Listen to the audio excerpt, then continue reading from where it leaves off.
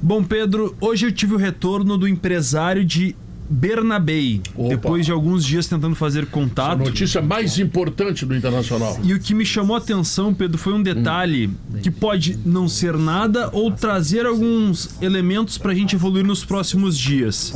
Porque eu insisti nos últimos dias, nas últimas semanas, com Juan Cruz Oler por novidades sobre a permanência do Bernabéi. E ele me disse o seguinte: pode publicar exatamente o que eu tô colocando. E eu fiz isso numa matéria de 0 hora e tentei buscar desdobramentos com o Inter. A tradução do que ele me mandou: não participo mais das negociações. Só o Inter está negociando. Eles decidiram negociar sozinhos. Não posso acrescentar nada, pois não tenho participação. Portanto, não sei o que vai acontecer. Você deve contatá-los. E ele reforça que não está participando das conversas entre Inter e Celtic por decisão do Colorado. Mas assim, Simon, o que eu imagino, tá? Isso é um processo normal. O empresário, ele iniciou as conversas de renovação de contrato do Inter com o Bernabéi, dizendo o seguinte: olha, o ano que vem, pelo que o Bernabéi está jogando, ele vai querer ganhar um pouco mais. Ele é acionado só depois que tem a liberação do Celtic. Por exemplo, o Inter fecha com o Celtic, daí ele tem que entrar na parada para resolver a parte do jogador. Sim, mas mais ou menos já tem, o Inter já sabe o que o Bernabéi quer ganhar, tá? A partir do ano que vem. Não, mas isso não é o problema. O problema é comprar o passe. Não, eu tô falando dessa relação Inter, empresário e clube escocês. Imagino que ele tenha iniciado uma conversa dizendo: olha só, o Inter quer comprar o Bernabéi, o Inter quer ficar com o jogador. Beleza, nos põe em contato. E agora é Inter e Celtic. E eu acho muito mais seguro que o Inter estabeleça uma conversa direta com os dirigentes escoceses, que não deixe na mão do empresário. O Inter precisa ser dono desse negócio, de entender o que os caras querem. É o Inter que quer contratar o jogador. Então, o empresário é empresário do Bernabéi. E o Inter vai lá e fecha com o clube direto. Eu vou mais longe até. Esse é o certo. É o certo, óbvio. O caminho natural. Esse é o certo. Não tem que ter intermediário. Principalmente se tem um intermediário interessado, que é o caso do empresário do jogador. O Inter precisa ir lá falar com o clube e resolver com o clube. A partir daí ele senta com o cara. Tem clubes que são assim: o negócio só sai se tiver alguém. Não. Tu tem que ir lá, falar com o dirigente lá do clube. Eu tenho interesse no teu lateral, quanto é que tu vai... E é uma negociação. Para mim, a principal informação que o Simon traz é que o empresário confirma que o Inter está em negociação. Claro. Essa é a principal informação. O Inter já tinha confirmado, por exemplo, que tem 2 dirigentes. Eu trato como dirigentes porque eles fazem parte da composição de alguma... um evento na Europa também, né? Sim, um evento...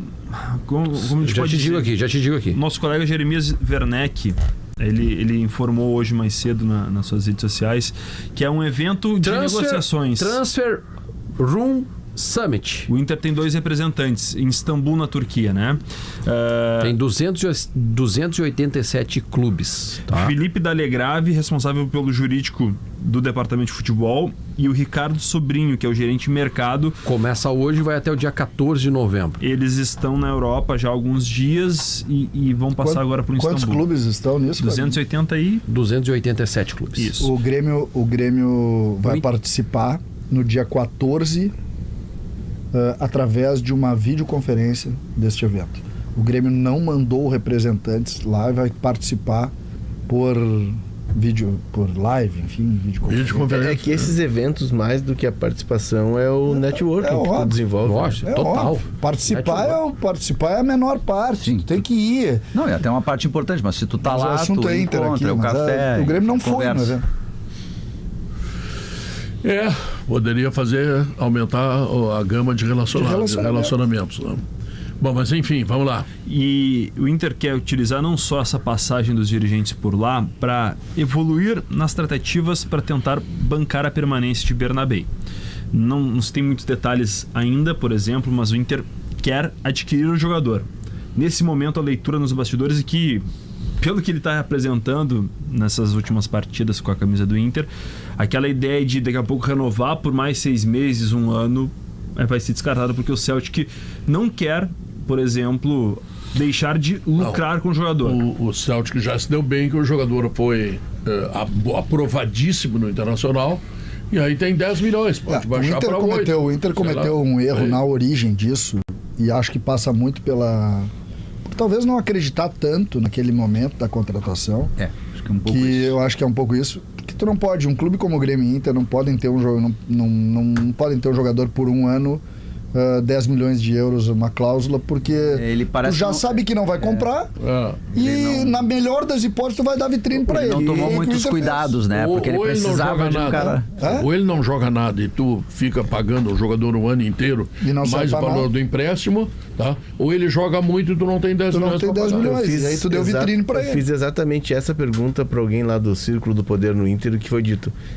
O Inter precisava desesperadamente de um lateral esquerdo reserva, porque só tinha o René e tinha que fechar o grupo. Foi no antepenúltimo dia da janela, praticamente. Isso foi dito, que como fechou o negócio nos últimos momentos da janela, e era uma negociação internacional, o Inter acabou se submetendo ao que o Celtic colocou. Ou é por 10 milhões estipulado, ou não tem empréstimo, não tem negócio, o jogador fica aqui treinando.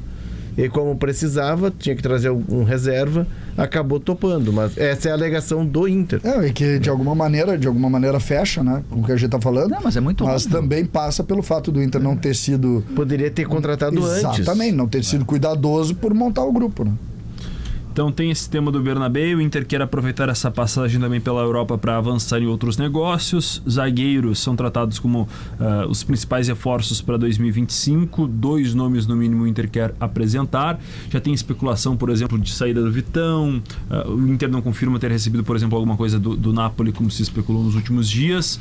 Mas se sabe que vai ter que trazer jogadores para o sistema defensivo. Bom, para a partida contra o Vasco. Esse é o grande problema do Inter, né? Se tu me permite, gostaria até de passar para os meus comentaristas aqui, que são melhores, como o Maurício Saraiva, que não está aqui, nós vamos falar mal dele. Não tem capacidade para opinar sobre isso. Falar pelas costas. Não vamos cometer a gente não vai cometer deselegância de falar mal do cara na frente dele, né? Vamos falar nas costas. Fala pelas costas. O problema do Inter está em reagrupar a defesa no ano que vem, né? O Inter perdeu... Do meio para frente está tudo bem, né? O Inter perdeu o mercado, que encaixou com o Vitão. Que é um cara de muita liderança no vestiário. Não sei se o mercado volta a jogar naquele nível, porque até pela idade, 37 anos. Segundo semestre do ano que vem. Então assim, vai precisar contratar zagueiros. Perdeu o Igor Gomes. Em números. O Igor Gomes foi uma venda que tu não tem como dizer não. Ele veio praticamente de graça. Não, tudo bem, eu sei, mas é que tu tem que repor, entende? Tem que repor. O Inter vai ter competições simultâneas. Ele vai ter que repor o que perdeu e agregar, senão ele não consegue. Com o Cleiton e o Rogel, mas são insuficientes os dois. Para mim são insuficientes. Sim. O Inter precisa, e se vai perder o Vitão, tu precisa trazer 2 zagueiros para serem titulares. Você falou do Pablo Mari, é um nome que está circulando aí nas redes. Esse é um bom nome. Seria uma boa contratação. O cuidado que o Inter precisa ter é de não elevar mais o nível, a média de idade do grupo. O Pablo Mari é um cara de 31 anos. Nós tivemos esse debate, né, Vaguinha? 31 anos. Essa é uma preocupação que o Inter precisa ter. O Inter tem um time com muitos jogadores veteranos. Por que o Atlético chegou nas finais? Porque a média de idade do Atlético é baixa. Porque o Atlético, quando contrata jogadores, contrata 27, 28 e tem ali 3 lugares, 3 slots, como eles chamam, de 30 a 33 e 3 de 33 a 37. Tem que cuidar também, né? O primeiro critério tem que ser a qualidade. Não vai adiantar contratar um jogador jovem e absolutamente insuficiente para o padrão Libertadores. Se tu colocares muitos jogadores com qualidade, mas sem condição física, tu faz um também não dá. Também não dá. Tu tem o Fernando, Bruno Henrique. Tu tem o Bruno Henrique, tu tem o Alan Patrick, tu tem o René. Tem o mercado. Mas o mercado aí tu tem que analisar individualmente cada Ener Valência. O Pablo Mari é um cara que tem 31, vai fazer 32 anos. O mercado tá fora, gente. O mercado vai voltar daqui 8 meses. Mari. Não, tô dizendo que o mercado está fora. Não adianta contar, o mercado já tem mais idade. Ele tá fora já. Eu tô falando do Pablo Mari, que ele tá jogando titular absoluto Monza, 90 minutos todos os jogos. É um jogador que tem preparo. Uma mensagem que eu recebi aqui do grande figura, o Túlio Menezes, fisioterapeuta, trabalhou no Inter, trabalhou no CSKA. O Túlio Menezes foi levado pelo Daniel Carvalho, a convite do Daniel Carvalho, para tratá-lo lá no CSKA, quando o Daniel teve uma sucessão de lesões musculares que o Daniel não conseguia recuperar. E ele montou o departamento médico do CSKA, porque não tinha essa cultura lá. E o Túlio mandou uma mensagem aqui abordando um tema interessante. O Militão lesionou o joelho, né? O outro. Ele tinha operado o ligamento cruzado anterior ano passado, Isso. voltou a jogar na reta final da temporada, agora o outro joelho. E ele tá alarmado, e o Túlio é um dos grandes fisioterapeutas aí que a gente tem do esporte, ele tá alarmado com o número, tá fazendo pesquisa com o número de lesões de joelho. E aí está se fazendo um estudo. Será que é pelo material esportivo? Será que é pela intensidade do jogo? Pela velocidade? Pelos gramados? Pela quantidade de jogos, que é o que se debate muito na Europa. O ano passado, essa discussão já veio. Agora teve o Rodri recentemente, que veio de novo a discussão. E vão ser mais jogos. A gente vai ter um calendário no ano que vem que tem tudo para ser o calendário mais maluco, inclusive que o da pandemia, do que o pós-pandemia. Porque vai parar tudo por 30 dias pelo Mundial de Clubes. Os estaduais vão começar na primeira semana do ano. Os jogadores vão sair de férias dia 7 de dezembro e dia 7 de janeiro, 8.